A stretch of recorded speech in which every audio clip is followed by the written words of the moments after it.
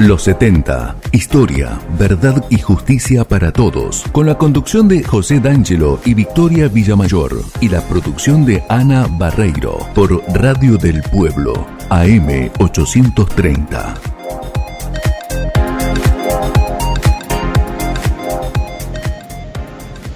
Muy buenas tardes a los queridos oyentes, mi nombre es José D'Angelo y con Victoria Villamayor conducimos este espacio radial que se llama Los 70, historia, verdad y justicia para todos, un servicio a los argentinos. ¿Por qué hacemos el programa?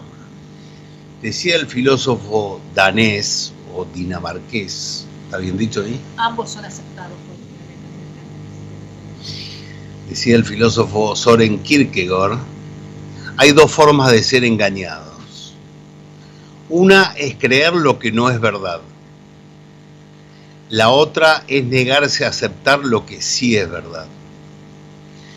Y los argentinos padecemos desde hace 18 años, con una centralidad y una importancia que es reveladora, de una manipulación brutal de nuestra historia, con fines políticos, realizada con herramientas culturales y psicosociales, y mucho, pero mucho dinero, muchos recursos de un Estado quebrado, para prácticamente obligar a las últimas generaciones de compatriotas, a los que no han vivido la época del pasado reciente, a consumir un credo oficial, la mentira estatal, con una abrumadora propaganda difundida por los medios de comunicación propios, los de empresarios amigos, podríamos mencionar algunos de esos empresarios amigos que han cambiado la línea editorial de algunos medios, televisivos fundamentalmente, y socios del poder, y la totalidad del aparato educativo estatal.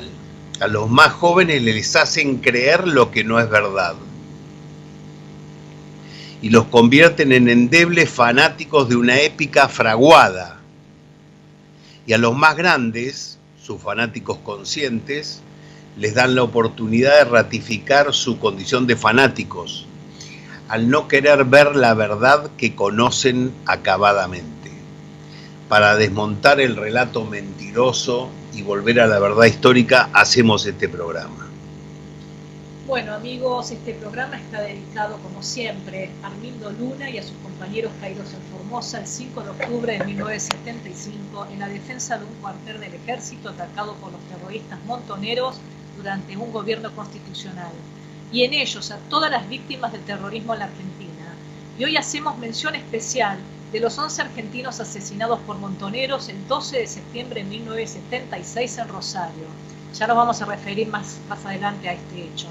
También especialmente dedicado a Jovina Luna y Mavi Picón de Viola, quienes quemaron sus vidas en la tarea de restablecer la verdad histórica en Argentina. Semana a semana se suman nuevos oyentes que nos hacen saber por las redes y los saludamos junto a nuestros amigos de siempre, como a Diego Frutos, el valiente argentino que enfrenta junto a otros compatriotas la farsa violenta de los mapuchuchos en el sur, a Goyo y Marcela, que nos escuchan desde el sur neuquino, a Mauricio de Salta, a Claudia Quiroz de San Fernando, a los queridos Jaime, Silvia y familia, a Rubén Ocampo de Mechita, a Elba y Néstor Villamayor de Palermo, a Ezequiel y Florencia, que nos escuchan desde Salta, a Silvia Polichino, que nos escucha desde Mendoza, a Pablo Giles y a muchos personal de la Policía Federal, de la Policía de la Ciudad y de la Policía de la Provincia de Buenos Aires en actividad y en retiro. A Dardo, uno de los tantos taxistas amigos, al querido amigo Roberto Guerrero, el marido de nuestra querida Jovina Luna, y a sus hijos, y a tantos otros amigos generosos que nos acompañan cada martes. Nos escucha, Victoria, nos escucha mucho personal retirado de las Fuerzas Armadas, de las Fuerzas de Seguridad y de las Fuerzas Policiales, y también mucho personal en actividad nos escucha. De eso vamos a hablar con nuestro invitado en el día de hoy.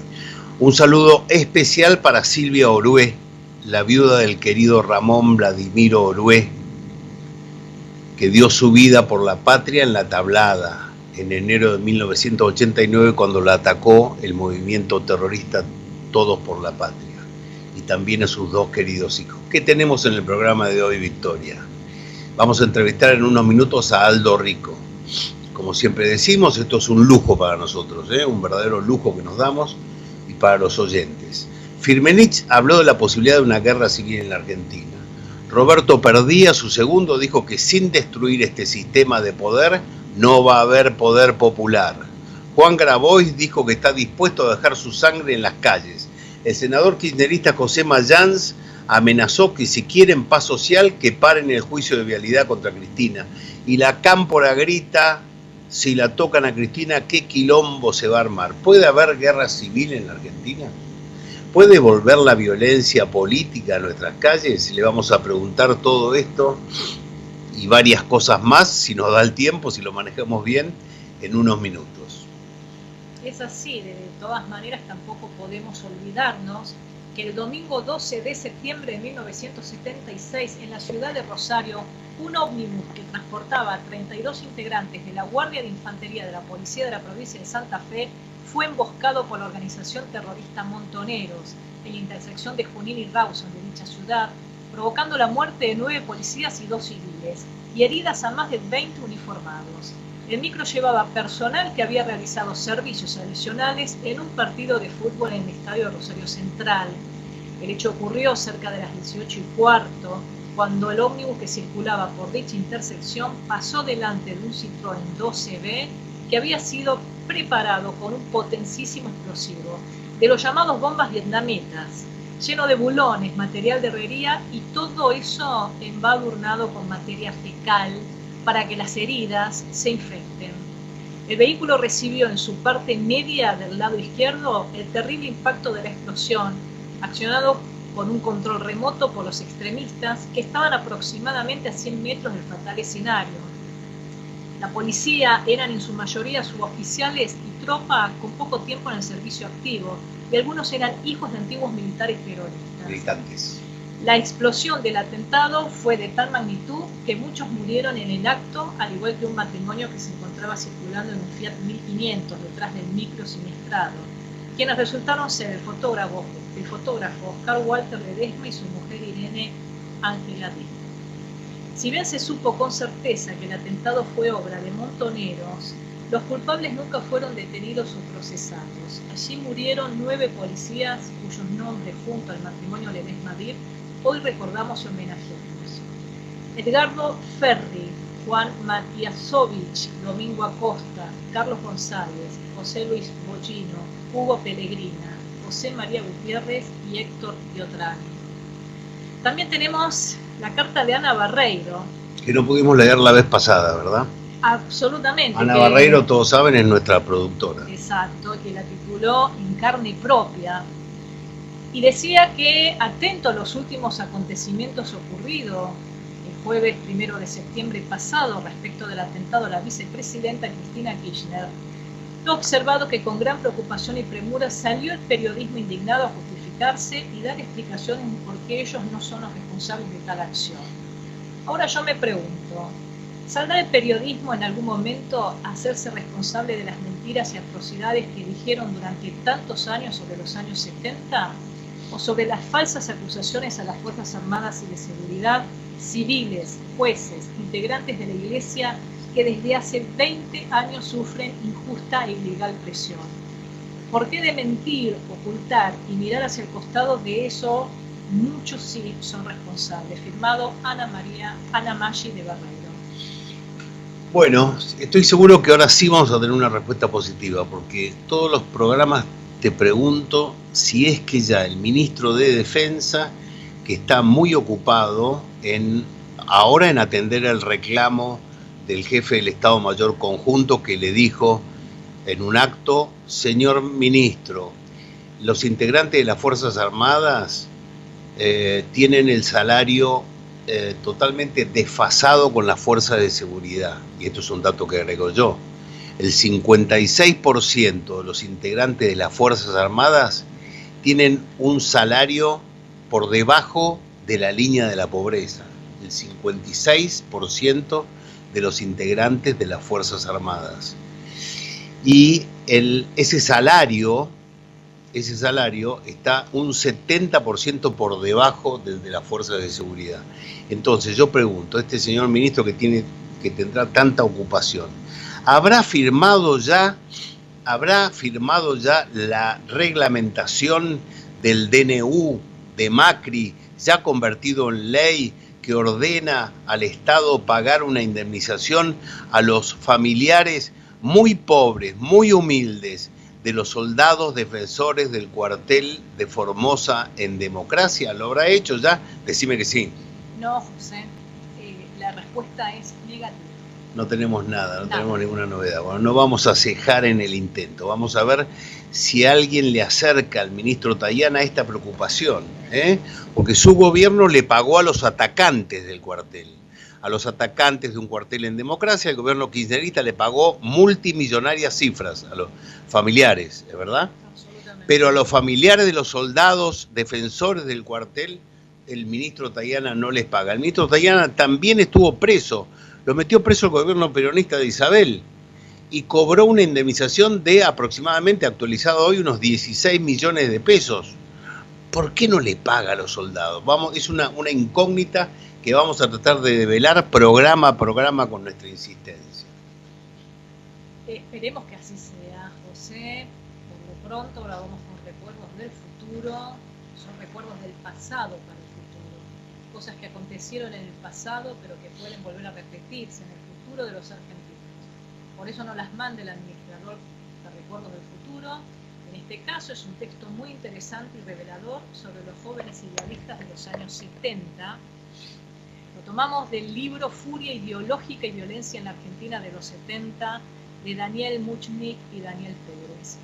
Y cita lo siguiente: lo que tuvo de irrisorio y desmensurado el sueño de heroísmo y redención que hace más de 40 años nos incendió la cabeza fue que creíamos estar construyendo un paraíso sin sospechar que en realidad estábamos agrandando los límites del infierno.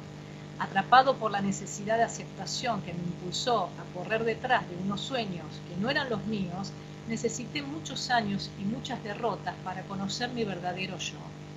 Con la entusiasta ceguera de los cachorros, pero apenas más lúcidos, en los delirantes años 70, los jóvenes de mi generación nos zambullimos de cabeza en los sueños de identidad revolucionaria y gloria guerrera.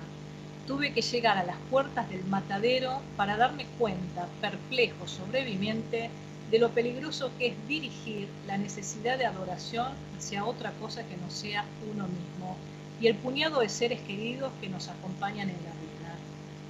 Pero aunque una mayoría de los viejos militantes se aferra a la negación del fracaso del marxismo, también hay quienes asumen el derrumbe y aceptan haber estado equivocados, afrontando el inevitable quiebre emocional que invariablemente produce la evaporación de las certezas cultivadas durante toda una vida. Sin embargo, muchos intelectuales y viejos militantes siguen repitiendo las ideas fosilizadas de los años 70, con el afán de mantener viva la imagen de heroicos idealistas que lucharon por un mundo mejor. Creen así ser fieles a sus convicciones sin advertir que han pasado a ser una caricatura de sí mismos, porque a la luz de la historia reciente, los velos del idealismo y del desinterés personal han sufrido una grave pérdida de credibilidad. Bueno, esto es Radio Verdad, así que ya estamos en comunicación. ¿Cómo? Unos minutos nada más, ¿por qué te apuramos? Bueno, está bien. No estoy ningún apurado. Bueno. Sí, no, pero además va a escuchar un tanguito, va a escuchar un aire sureño, sí. Bueno. Estamos en línea, me tomo el atrevimiento de llamarlo ñato, como él me dice plumífero y otras cosas irreproducibles, yo lo llamo ñato. Ñato, ¿cómo está? Lo presentamos y arrancamos. ¿Necesita presentación? Victoria necesita presentación. ¿Necesita presentación? Yo creo que no, Aldo Rico no necesita presentación. A lo mejor, si le pedimos que se presente él mismo, sacamos un buen título para la entrevista. Ya un biógrafo suyo, Martiniano Duarte, lo definió en la tapa de un libro como loco, vano y mal cristiano. ¿Usted cómo se define, Aldo? Buenas tardes. No, eso, como yo soy descendiente de asturiano. Es la España no invadida, donde no entraron los moros y comienza la recuperación, la reconquista española, y ahí comienza también después cuando viene el Estado Nacional Español, que es más antiguos del mundo, después de la caída de Granada, ¿no? Me puso eso. Yo soy un soldado, así me defino. Muy bien. Fui educado como un soldado, y procedo como un soldado. Y aspira a ser enterrado como un soldado. Aspiro a vivir como un soldado. No, eso desde ya, pero digamos, uno... Está bien, pero uno se imagina el sable, la bandera, la gorra, aunque no tenga estado militar ahora, pero claro, cuando el señor lo llame para la cosecha, ¿a quién le va a pedir explicaciones, no es cierto? Tengo todo, tengo mi sable, tengo mi gorra. Perfecto. No tengo problemas. Niato, nos metemos en tema. Adelante. Yo quisiera iniciar con una pregunta, Aldo.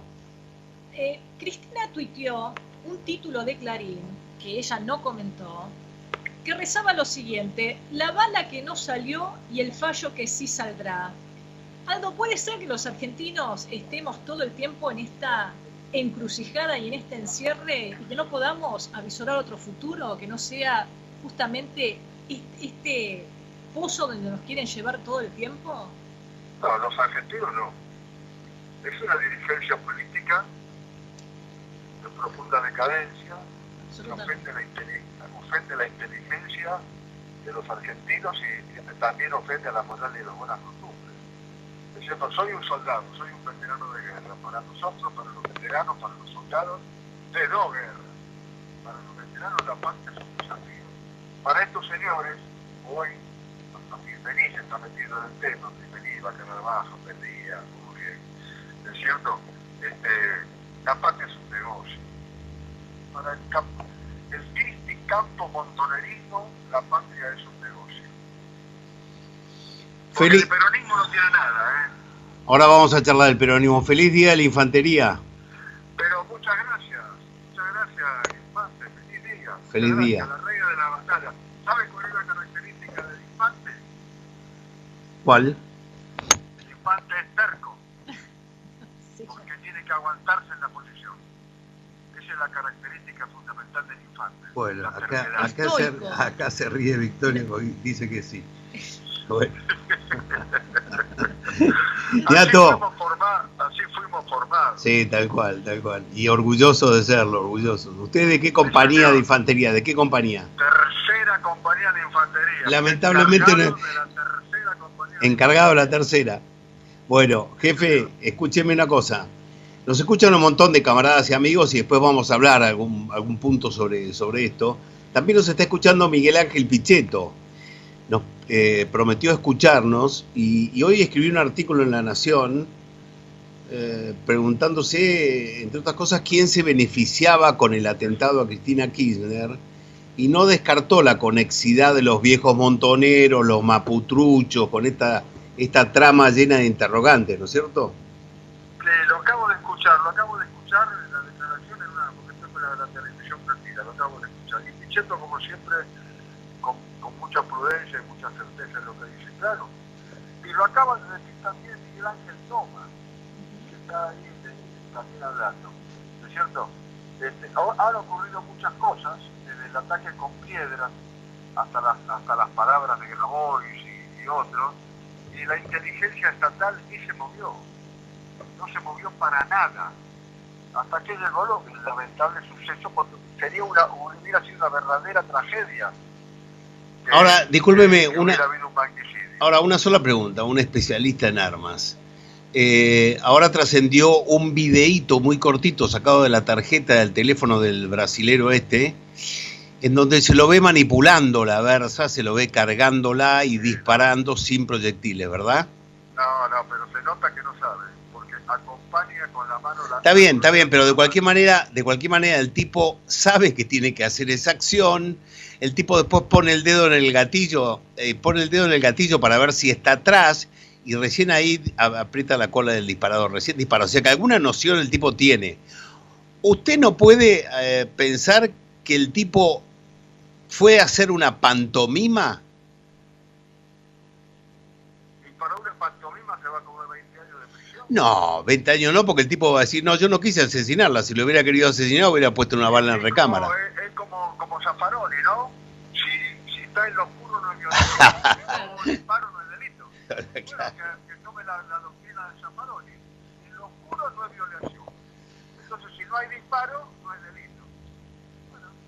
Ahora, de cualquier manera, vuelvo un poco sobre la tesis de Pichetto, que es que lo que me parece que está diciendo Pichetto es que podría haber una trama que una todo esto, todo lo que dijo usted, las piedras en el Congreso, etcétera. A lo mejor no desde el riñón mismo del cristinismo, no desde Juncal y Uruguay, sino quienes quieran jugar con todo esto, ¿no es cierto? ¿Hacia dónde nos empujan? No, bueno, yo creo que en principio el kirchnerismo o el campo Kirchner-montonerismo ahora va por todo, porque necesita todo, necesita conculcar la República, porque si no se quedan sin su líder, porque su líder va a ser condenada si no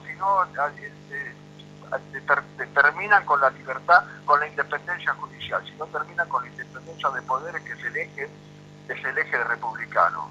Solo la independencia de poderes nos garantiza, ¿no es cierto?, y la justicia nos garantiza libertad y democracia. Pero bueno, están atravesados. No se olviden que los montoneros mataron a Rucci. Sí. Bueno. 2 días después de que Perón ganara las elecciones con el 62% de los votos, o sea que les importaba. ¿Para quién fue el mensaje? Para Perón. Para Perón. Claro.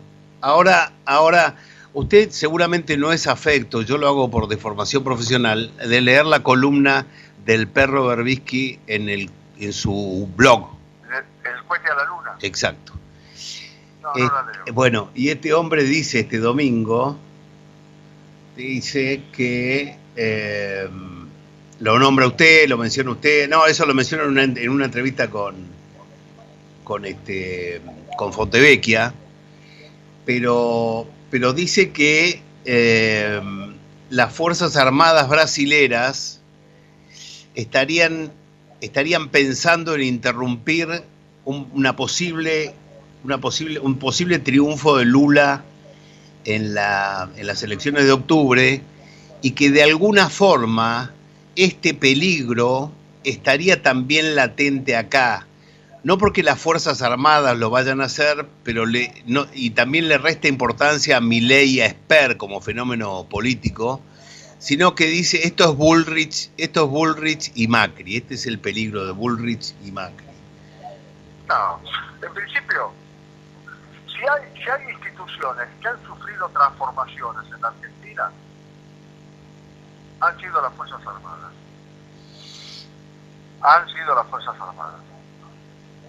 Y yo le recuerdo a todos los integrantes de las Fuerzas Armadas, las 3 Fuerzas Armadas, a la Fuerza de Seguridad, a la Gendarmería, a la Prefectura, que tienen como todos formación sanmartiniana, que San Martín decía, aquel que no es capaz de defender sus convicciones no puede mandar. ¿Qué es lo que le pasa a Fernández? Por supuesto, al presidente. Entonces lo que le digo a las Fuerzas Armadas, a nuestros camaradas, amigos camaradas, que defiendan sus convicciones y se mantengan en sus convicciones. Y no se dejen embarcar en ninguna aventura política. Porque además de jurar por la patria, y la patria es nuestra historia, no la memoria, es la historia que abarca todas las memorias, ¿no es cierto? La patria es el recuerdo y la necesidad de honrar a nuestros héroes, sobre todo los que están como jalón de soberanía pública, y defiendan la República, porque por la Constitución republicana del 94 han votado, han jurado. Entonces, que defiendan la República, y la República es independencia de poderes, la República es libertad, la República es democracia, así, aunque a algunos no les guste, es así. Usted sabe que me están diciendo que le vamos a pedir que hable un poquito más fuerte o más cercano al teléfono, porque algunos no toman bien su voz. Sabe que hoy Bernstein, el consultor político, dio una charla a empresarios, creo, ¿no es cierto? Y mostró un gráfico de espere que quiero decir las palabras exactas, mostró un gráfico de el prestigio de los distintos actores de la vida política argentina.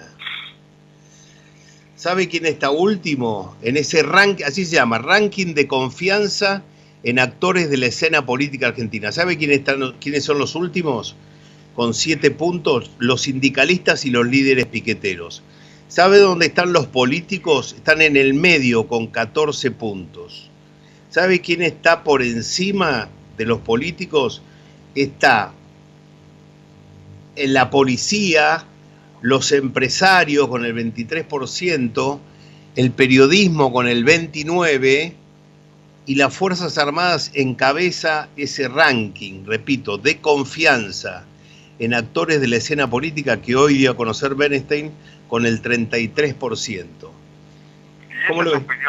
Esa es opinión de la ciudadanía. Claro. Bueno, yo confío en la prudencia del pueblo argentino. Prudencia, hablo de prudencia en términos políticos, prudencia, justicia, fortaleza y templanza. Prudencia, la primera de las virtudes cardinales, que es la que nos coloca en contacto con la realidad objetiva, nos hace ver las cosas tal cual son. Solo un prudente puede ser audaz, solo un prudente puede ser justo, que es la segunda de las virtudes.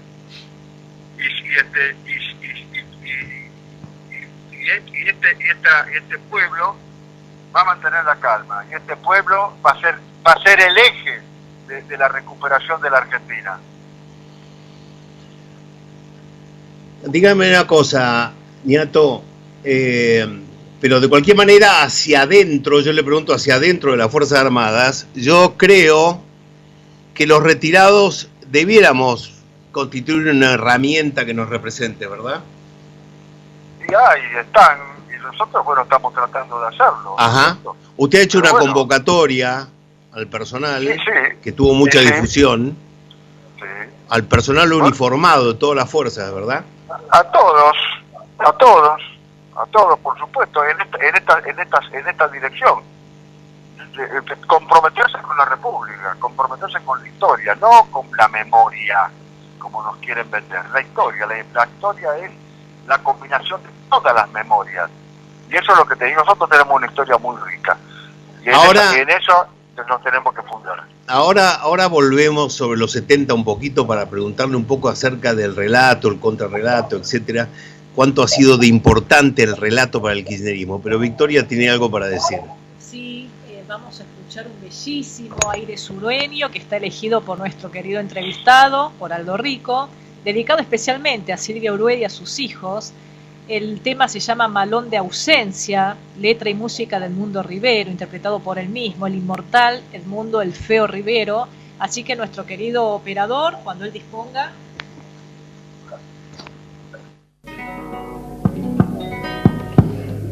El aire sureño, Malón de ausencia.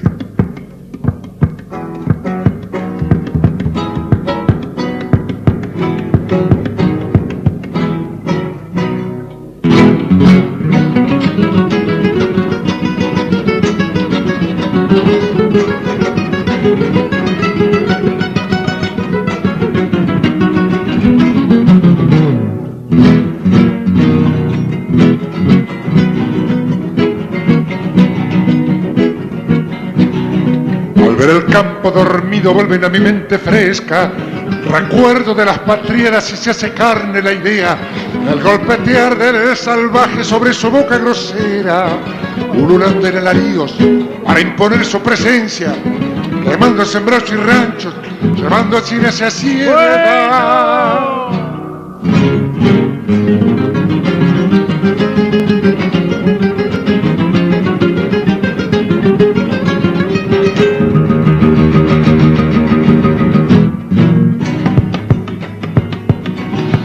A lo lejos se divisa de la pampa la ancha huella, y al redoblar de pezuñas, al incrustarse en la tierra, la lanza firme en el brazo mira arriba la bandera, y el ruido ensordecedor del potro en loca carrera, ganando campo y distancias, hacia la muerte señera.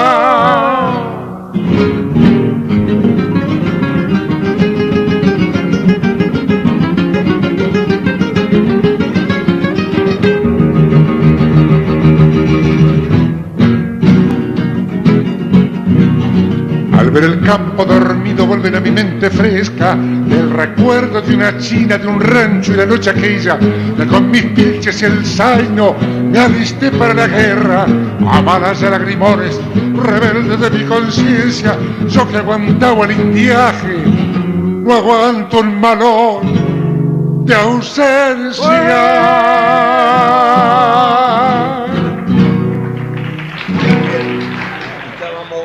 Lindo, ¿no? Linda versión.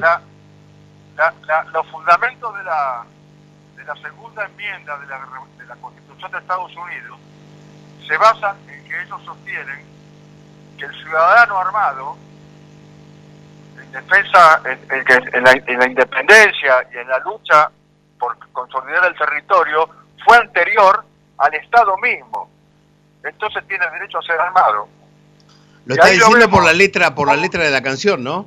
Claro. Claro. Es el gaucho, es que hoy diríamos el ciudadano, que se arma para defender a la patria y deja a su familia. Y hoy tenemos que soportar que le digan que Roca era un genocida, y tenemos que soportar que los montoneros estén impulsando a los mapuches en el sur. Y bueno, eso para que los argentinos recuperemos la historia, cómo se hizo la patria. Usted sabe que en el cohete a la luna, Berbisky también decía, aconsejaba, no es tiempo de misas ni de leyes. O sea, dice, las misas y las leyes no sirven para nada, porque la ley del odio, la ley es, dice el propio Berbisky, es un absurdo. Y alerta sobre este supuesto intento de interrumpir el proceso, etcétera. Todo ronda por allí, ¿no es cierto? Todo ronda acerca del futuro de Cristina Kirchner y lo que pudieran hacer.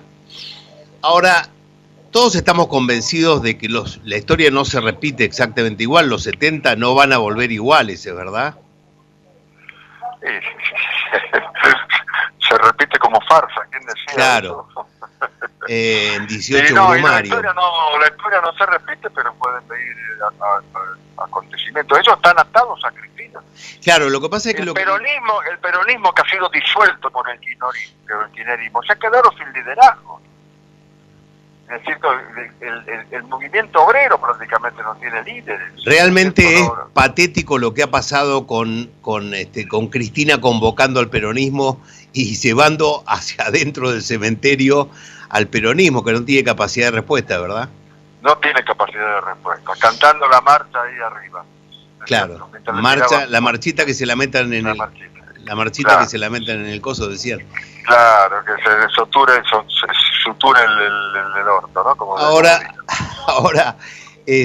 lo que sí hemos visto, y lo hemos visto en la región, el uso de la violencia en las calles, del tumulto, de la quema. Bueno, el ejemplo más claro que tenemos cercano es Chile el año pasado, ¿verdad? Sí, y a pesar de que Chile tampoco estaba muy mal, ¿no es cierto? No estaba muy mal económicamente, si usted. Y y bueno, lo que pasa es que la izquierda, menos mal que no, eso lo hemos conversado, menos mal que no aprobaron la Constitución, porque la Constitución que pretendían aprobar disuelve al Estado chileno. Sí, habla de una nación, de un Estado de nacionalidades. Boric que la verdad obró prudentemente. Es de izquierda, pero no es tonto. Ahora, ¿qué pasa con la oposición? ¿Cómo ve a la oposición en todo este tema? ¿Cómo está actuando la oposición? Bueno, la oposición tiene mucho vicio no son ladrones, pero mirá cómo se están peleando, ¿no es cierto? Tienen que definir un proyecto conjunto y después definir quién es el candidato. Pero bueno, que yo no hago política de partido, así pero se han perdido los liderazgos, ¿no es cierto? Ese es el tema. Se han perdido los liderazgos. Es lo que le reclama también Pichetto, ¿no es cierto? Que definan un candidato. Pero Pichetto es uno de los más esclarecidos, digamos, en Juntos por el Cambio. ¿Cómo somos los argentinos, ¿no? Con estos temas. Ahora, la pregunta es, digamos, hasta ahora, si el resultado de la encuesta, después de 40 años, en donde la clase política, salvo honrosas excepciones, y los medios de comunicación casi en su conjunto, salvo también honrosas excepciones, han tirado sobre las Fuerzas Armadas toneladas de residuos.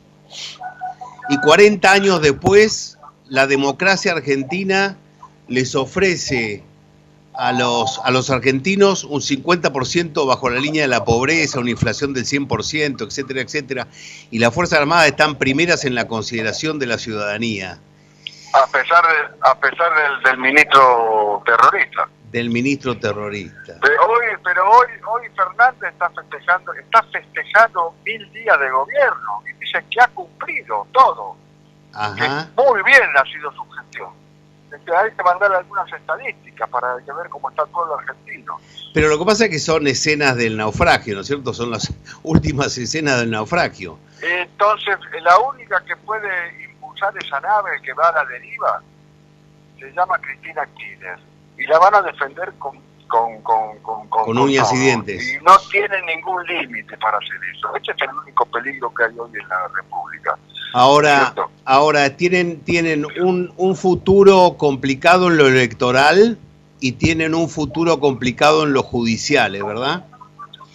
Y en lo económico también, porque desde ya, por eso. Lo que pasa es un ajuste, pero no toman ninguna medida estructural. Y sin medidas estructurales, todo el ajuste se convierte evapora. Se convierte en inflación. En emisión y en inflación. Pero claro, siguen endeudándose. Endeudándose sin reformas estructurales significa mayor inflación. Ahí están los datos. En estos 1000 días de gobierno, el presidente de este gobierno ha hecho una deuda superior a lo que el fondo le dio, más que 53.000 millones de dólares. Pero él dice que es en pesos, claro, pero es en pesos, hay que pagarla. ¿Cómo pagaron los $200 para el campo? Con emisión. Y bueno, y ahí estamos. El último país en América de performance económica. El primero en inflación, ahí vamos a la cabeza. Niato, usted sabe que este programa se llama Los 70, Historia, Verdad y Justicia para Todos. ¿Usted cómo califica la actuación en estos temas de la ahora coalición opositora, antes coalición gobernante Juntos por el Cambio? No. Hay mucho que es socialdemocracia, bueno. No hicieron nada, pero yo quiero recordar el fallo de la Cámara que condena a los comandantes. No lo puedo citar textualmente porque no me acuerdo, no tengo acá, pero decía así, que los movimientos subversivos, los terroristas, con sus atentados, con sus secuestros, con sus robos, habían creado un ambiente de guerra revolucionaria, y agrega, sin cuya circunstancia los hechos que estamos investigando, que estamos juzgando, no hubieran tenido lugar. Se lo cito textualmente, dice, el accionar del terrorismo por su complejidad y gravedad y por la capital importancia que reviste como necesario antecedente de los hechos objeto de juzgamiento. El objetivo último de esta actividad, dice la Cámara, que juzgó a los comandantes, como bien dice usted, en lo que se llama la causa 13, ¿no? El objetivo último de esta actividad fue la toma del poder político por parte de las organizaciones terroristas. Esto es lo que, entre otras tantísimas cosas que dice el... Y por supuesto, entonces, y como no pueden afirmarse en la historia, se afirman en la memoria, que es parcial. Claro, ¿sabes? Todorov, el búlgaro, el semiótico búlgaro, filósofo y historiador, que distingue memoria de historia. Nosotros tenemos que recuperar la historia. La historia es lo que une a un pueblo, la historia común.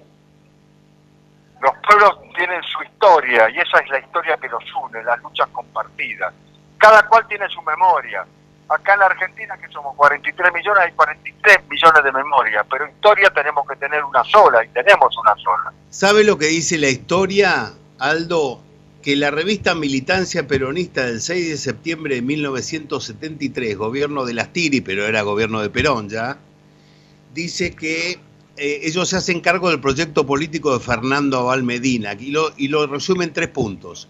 Asunción de la guerra popular, adopción de la lucha armada como la metodología que hace viable esa guerra popular mediante formas organizativas superiores, absoluta intransigencia con el sistema. ¿Sabe quién dirigía esa revista, la revista Militancia? 2 la dirigían, Eduardo Luis Duhalde y Rodolfo Ortega Peña. Eduardo Luis Duhalde fue el secretario de Derechos Humanos, o sea, le dimos el secretario de Derechos Humanos de estrella del kirchnerismo, ¿verdad? Sí. Le dimos el gallinero y lo pusimos al zorro a cuidar del gallinero. Sí, pero necesito cortar. Bueno, ¿qué pasó? Un gran abrazo. Nos vemos. Un abrazo grande, muchísimas gracias por la entrevista. Gracias, pero recuperemos la historia y recuperemos las luchas de los gauchos, de nuestros ciudadanos. Dios lo quiera así. Un abrazo grande, viva la patria, viva la infantería. Viva la patria. Y la guerra y la patria no es un negocio, es un desafío. Un abrazo grande, Aldo. Un abrazo. Bueno, lo llamaron al orden, me parece. Sí. Bueno, aprovecho para seguir con este comentario, estos minutos que nos quedan unos minutos. Esta causa 13 es muy importante, se puede encontrar, googleándola se puede encontrar todo. Esta causa 13 es, como decíamos, la causa mediante la cual la Cámara Federal, en lo criminal, etcétera, de la Capital Federal, integrada por Torlasco, por Arlañán, por Gil Lavedra, por Valer Garaos, por Guillermo Ledesma y Andrés D'Alessio, la revista, ¿cómo se llama? Darín obtuvo un premio, o está por obtener un premio en Venecia por una película que se llama 1985. Precisamente habla de esto. Claro, habla de la sentencia de la ¿cómo se llama? En el juicio de las juntas. Bueno, hay que leerlo, porque los militares, ya sea Balsa con su pésima autocrítica, lo que se llama la autocrítica de Balsa, que es la negación de la autocrítica, porque desconoce el contexto, solamente critica a los camaradas. Él estaba en Marte destinado en ese momento porque nunca se enteró de nada, nunca conoció nada, etcétera. Los militares han hecho, y si no lo han hecho es necesario que lo hagan, los militares y el peronismo en el poder, ¿no es cierto? Una suerte de autocrítica respecto de cómo se combatió a las organizaciones terroristas. Yo siempre pongo el ejemplo de, a mí me hablan de la teoría de los 2 demonios. ¿En qué consiste la teoría de los 2 demonios tan denostada? Dicen, no se puede comparar el terror en manos del Estado. Los responsables del Estado, los funcionarios estatales, tienen una responsabilidad tremenda porque son, etcétera, los que tienen la totalidad del poder, etcétera. Así que no se puede comparar ese terror. Y yo hago la siguiente comparación. En los años 90, un lamentable caso de un violador de menores en un colegio de la zona norte de Buenos Aires.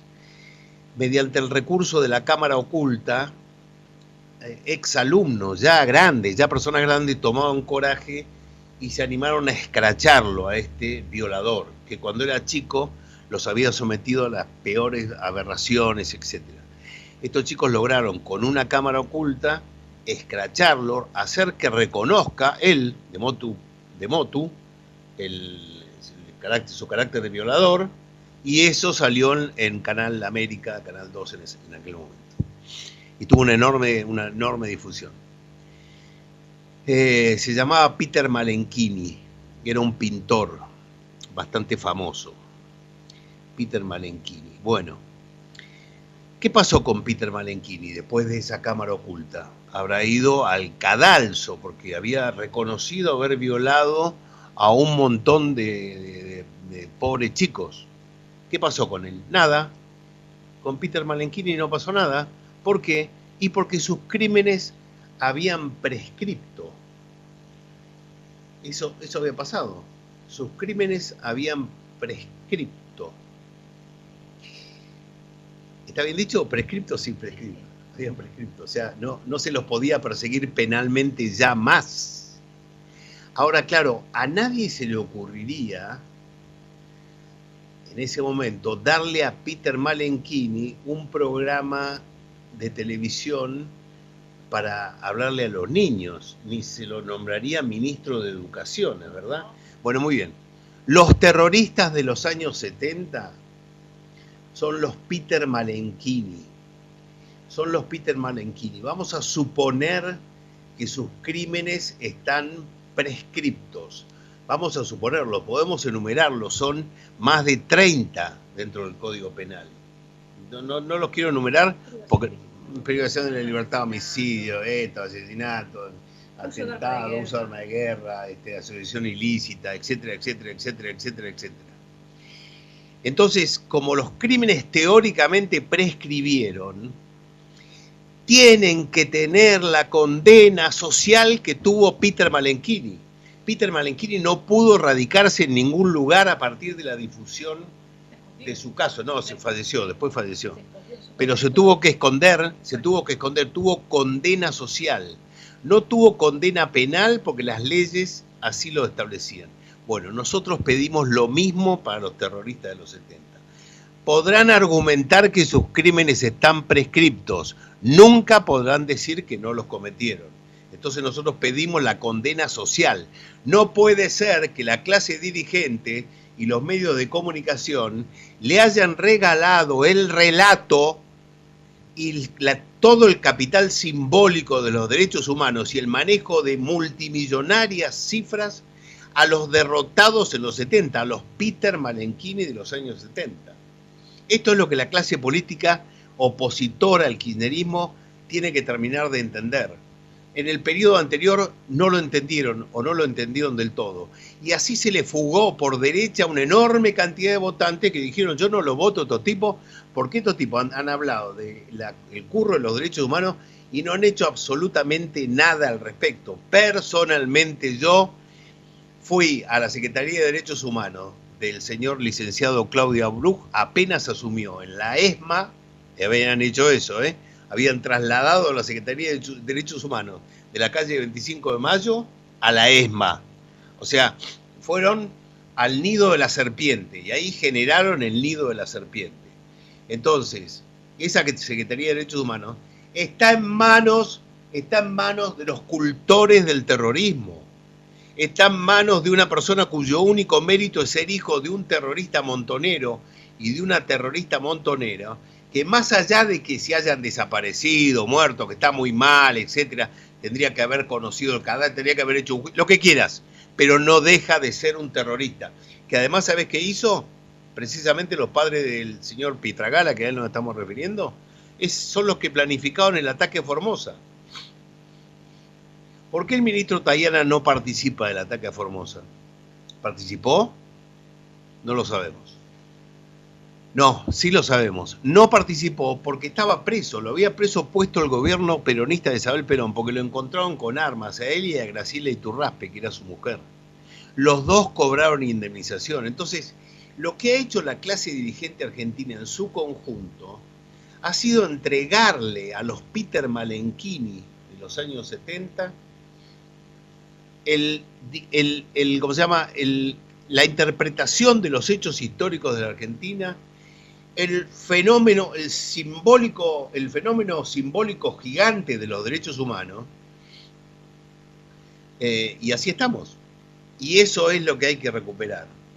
Que no nos cuenten la historia los Pietragala, que no nos cuenten la historia, que la cuente otro, que no la cuenten ni los militares, ni los promilitares, ni los negacionistas, nada, que no la cuenten, pero que tampoco nos la cuenten la historia los herederos de los montoneros, que no nos cuenten la historia. Ahora escribe Roberto Perdía. ¿Saben qué hizo Roberto Perdía junto con Firmenich, que pontifica desde Barcelona? Por ejemplo, mandó hacer en la llamada contraofensiva un atentado en la casa del secretario de Programación Económica del gobierno militar, la peor basura, los chacales, los genocidas. Mandó hacer un atentado en donde los que fueron a colocar las cargas de trotila dentro de la casa en San Isidro sabían que estaba Guillermo Walter Klein con su mujer y sus 4 hijos de 11 años a meses. Y lo mismo hicieron detonar la carga. Dios salvó a esa familia. Pero a los terroristas montoneros que manejan, que nos dicen a nosotros qué es la democracia, qué es el discurso del odio, homenajeados, indemnizados. Yo creo que ya les conté a los oyentes, pero me cuesta mucho terminar de darle forma al artículo de Vaca Narvaja, porque yo creo que se va a llamar los 1.000 millones, porque yo creo que si sumo a los primos Joffre de Fernando Vaca Narvaja, llegamos a los 1.000 millones de pesos en indemnizaciones pagados por el exilio, o sea, de los Vaca Narvaja, familiares directos de Fernando Vaca Narvaja, uno de los jefes montoneros, hay 2 que están muertos. Uno es el padre, que está lamentablemente desaparecido con anterioridad al golpe militar, aunque le echan la culpa a los militares, desaparecido el 10 de marzo del 76, y otro es su hermano más grande, Miguel Hugo, hermano más grande de Fernando, que estaba preso y, según la versión setentista, lo asesinaron.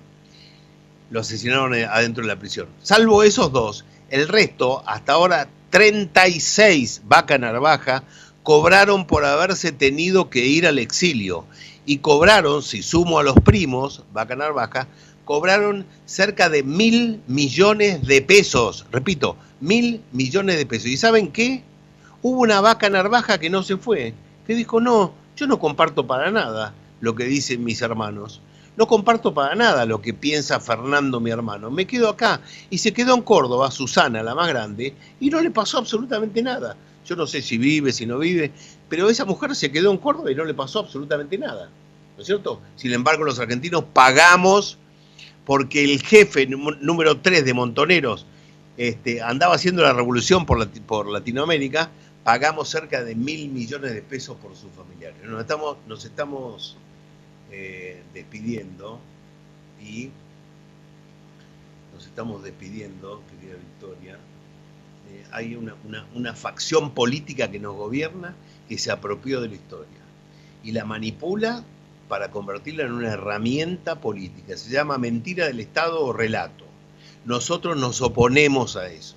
Creemos que es muy grave, como decía el Ñato Rico recién, creemos que es muy grave que nos hayan convertido en la historia en un relato, en una farsa. Hemos escuchado mucho la palabra farsa en todo este tiempo. Si nos roban la historia, nos roban la patria. Así es, José. Entonces, amigos, tenemos que dar esta batalla cultural en todos los rincones de la Argentina, porque nos oponemos a la manipulación de nuestra historia. Cuéntenle a sus hijos, a sus nietos, cómo han manipulado los hechos para hacer pasar por verdad una falsedad. Muchísimas gracias, hasta el martes que viene.